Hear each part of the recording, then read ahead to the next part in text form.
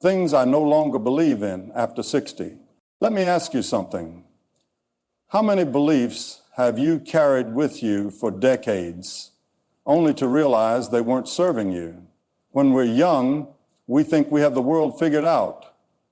But after 60 years of living, learning, and evolving, I've had to let go of some long-held beliefs that just don't hold up anymore. Some of these ideas were taught to me by society, others by well-meaning family and friends. But as I've grown older, I've come to see the truth, and I want to share those insights with you today. Maybe, just maybe, it's time to let go of some of these beliefs yourself. Let's dive in. 1. Success means wealth and status. For years, I believed success was about money, job titles, and achievements that others could see. We're taught to measure our worth by our bank accounts, the size of our houses, or the prestige of our careers. But let me tell you something. After 60, success looks very different. Success is peace of mind. Success is waking up without regret. It's having people who love you and standing in a life that feels good on the inside, even if it doesn't always look impressive on the outside. Yes, financial stability is important, but money without fulfillment is an empty victory. I know people who spent their lives chasing wealth, only to realize too late that they had lost their health, their relationships, and their sense of purpose. Now, I define success in a way that brings me joy, not just status. 2. Happiness comes from other people. For much of my life, I believed happiness was tied to relationships. Finding the right partner, surrounding myself with the right friends, and making sure everyone was happy with me. But here's the truth. Happiness is an inside job. No one can give it to you, and no one can take it away unless you let them. Relying on others to make you happy is a dangerous game because people change, situations shift, and relationships evolve. I've learned that the happiest people aren't the ones with the perfect marriage or the biggest friend group. They're the ones who have learned to enjoy their own company. Now, I focus on finding happiness within myself rather than expecting it from someone else. 3. Age defines your potential. For the longest time, I believed that by 60, life would slow down, that certain dreams had an expiration date, that there was a right time to do things, start a new career, learn a new skill, travel, fall in love. And once that time had passed, the door was closed. But let me tell you something, age is not a deadline. Somewhere along the way, society convinced us that certain milestones had to be achieved by a specific age. We were taught that youth is for adventure, middle age is for responsibility, and old age is for retirement and winding down. But who made these rules? And why do so many of us follow them without question? I've seen people in their 60s, 70, even 80 completely reinvent themselves. I've met people who started their dream businesses at an age when others were settling into routines. I know people who picked up paintbrushes, wrote their first books, learned to play an instrument, or packed a suitcase and traveled the world. You are not too old to start over. Some of the most inspiring people I know started fresh later in life. Take Colonel Sanders, for example, the founder of KFC. He was in his 60s when he finally turned his fried chicken recipe into a global empire. Or Vera Wang, who didn't start designing wedding dresses until she was 40. And let's not forget Laura Ingalls Wilder, the author of Little House on the Prairie. She didn't publish her first book until she was in her 60s.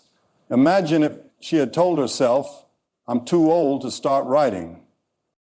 The point is, It's never too late to do something new.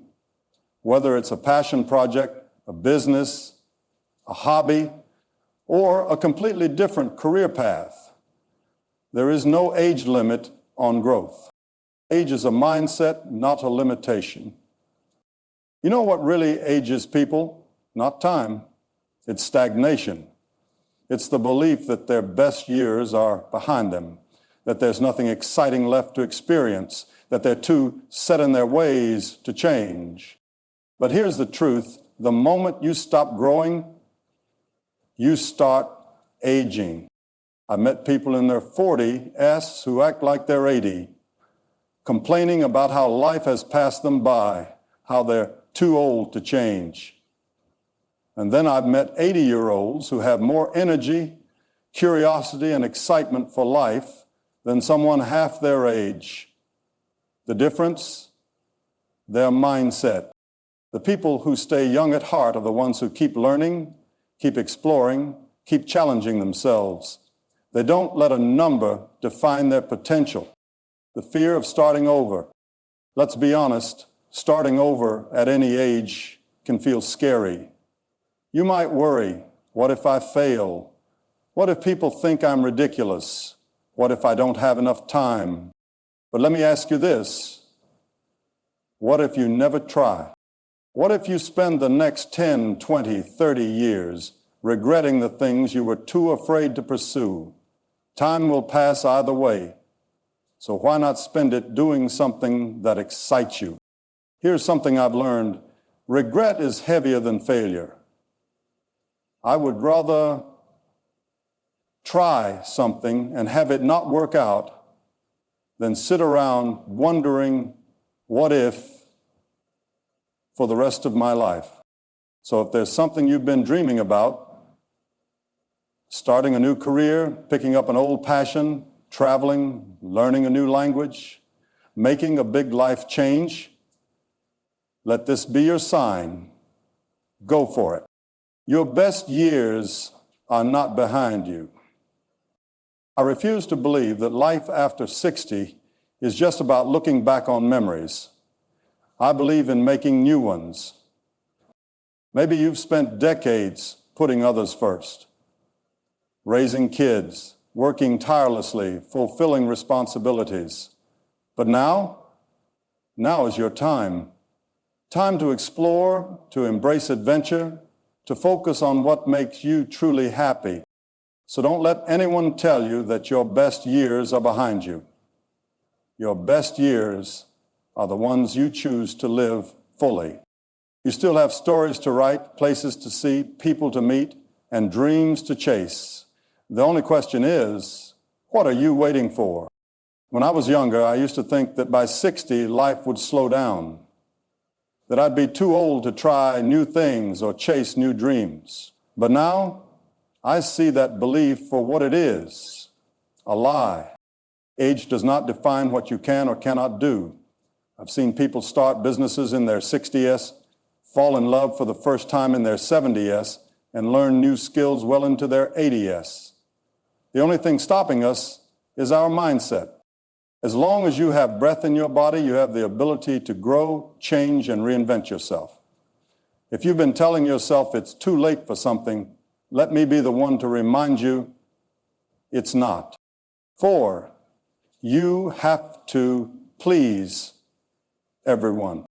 For far too many years, I lived under the weight of trying to please everyone, family, friends, co-workers, even strangers. I wanted to be liked, to be accepted, to avoid conflict. I said yes when I wanted to say no.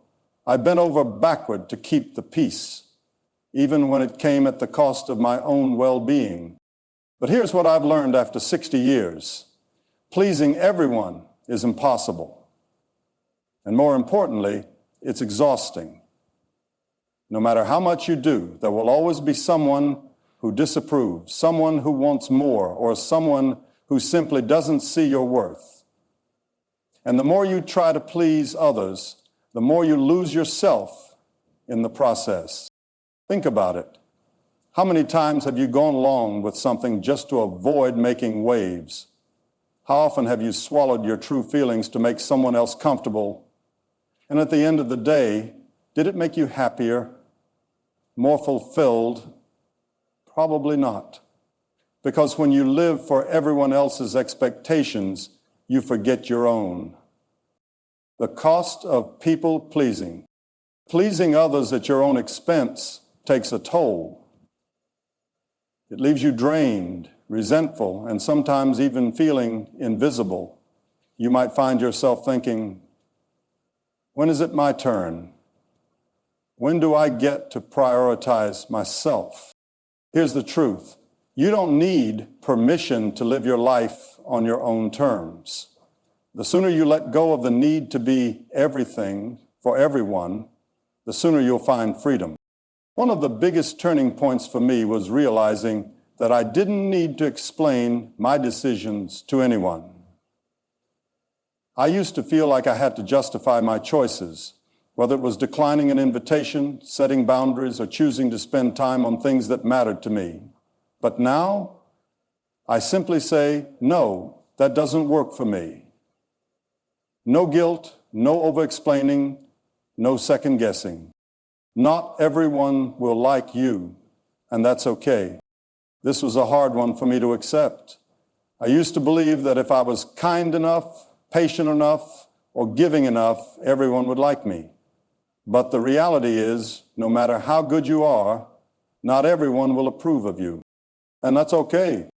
You don't need everyone to like you. You just need to like yourself. The right people, the ones who truly love and respect you, will appreciate you for who you are, not for what you can do for them. Setting boundaries without guilt. One of the most powerful things I've learned is that setting boundaries is not selfish, it's necessary.